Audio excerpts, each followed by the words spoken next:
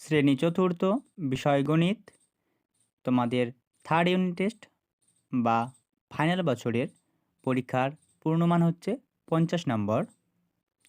আর আজকের আলোচ্য বিষয় গণিতের ছোট প্রশ্ন সমাধান, যার প্রথমে রয়েছে 325 সংখ্যাটিতে 3-এর প্রকৃত মান 3 এবং স্থানীয় মান 300।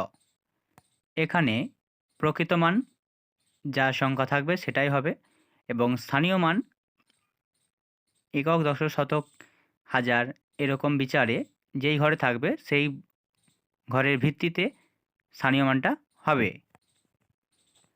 পরে রয়েছে 4062 দিয়ে গঠিত ছোট সংখ্যাটি হল 2046। পরে অধিবর্ষ বা লিপ ইয়ার বছরটি হয় 366 দিনে। তারপরে এক বছরে সপ্তাহ সংখ্যা 52টি। পরে 108 মাস সমান 9 বছর, কারণ এক বছরে 12 মাস। পরে 15টা 30 মিনিট, এটি ঘড়িতে হবে 3টা 30 মিনিট। পরে 1 ডজন সমান 12টি। পরে 6 ঘন্টা 40 মিনিট সমান 400 মিনিট। পরে ভাজ্য, তার সূত্র হলো ভাজক গণিত ভাগফল যুক্ত ভাগশেষ। পরে লব সমান 8 এবং হর সমান 12। এখানে ভগ্নাংশটি হলো 8/12। ভগ্নাংশের উপরের সংখ্যা হয় লব এবং নিচের সংখ্যা হয় হর। পরে যুগ্ম অথচ মৌলিক সংখ্যা হচ্ছে 2। পরে দশমিক ভগ্নাংশে প্রকাশ করো 10 ভাগের 6 ভাগ, যাকে দশমিকে প্রকাশ করলে হবে 0.6। পরে বিজোড় সংখ্যা গণিত বিজোড় সংখ্যা সমান গুণফল বিজোড় সংখ্যায় বসবে। পরে বিজোড় সংখ্যা গণিত জোড় সংখ্যা, এখানে গুণফল হবে জোড় সংখ্যা।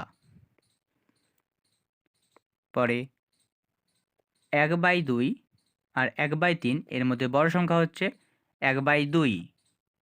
যখন ভগ্নাংশের লব সমান থাকবে তখন হরের মধ্যে যেটি বড় সেইটি হবে ছোট এবং যে সংখ্যাটি ছোট থাকবে সেই সংখ্যাটি হবে বড়।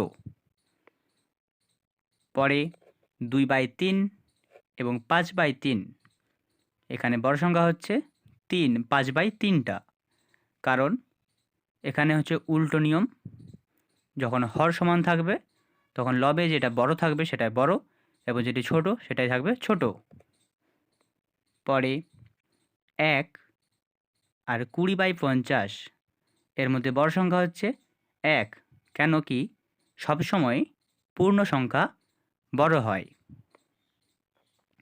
পরে 1 লিটার সমান 1000 মিলিলিটার। পরে 1 কিলোগ্রাম সমান 1000 গ্রাম। পরে গসাগু এর পূর্ণরূপ গরিষ্ঠ সাধারণ গুণনীয়ক। পরে লসাগু পূর্ণরূপ হচ্ছে লঘিষ্ঠ সাধারণ গুণিতক। পরে একটি বিন্দু দিয়ে অসংখ্য সরলরেখা টানা যায়। দুটি বিন্দু দিয়ে মাত্র একটি সরলরেখা টানা যায়। পরে 3টি বাহুই সমান, এটা হবে সমবাহু ত্রিভুজ। দুটি বাহু সমান, তা হবে সমদ্বিবাহু ত্রিভুজ। পরে 3টি বাহুই অসমান, তা হবে বিষমবাহু ত্রিভুজ।